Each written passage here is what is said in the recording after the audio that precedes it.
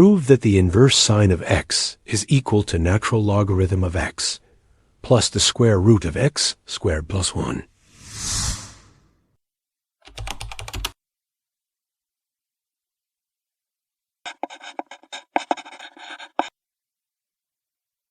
Using the exponential definition of the hyperbolic sine, we have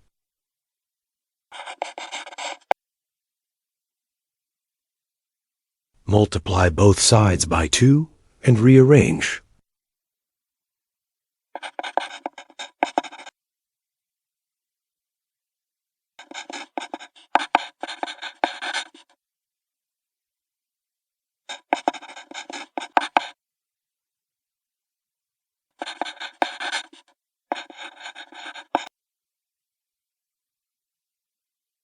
And the equation becomes a quadratic in U.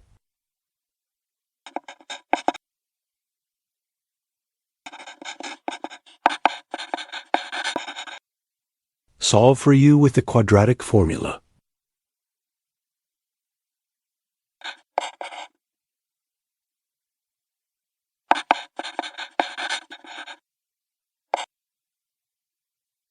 We must choose the positive root.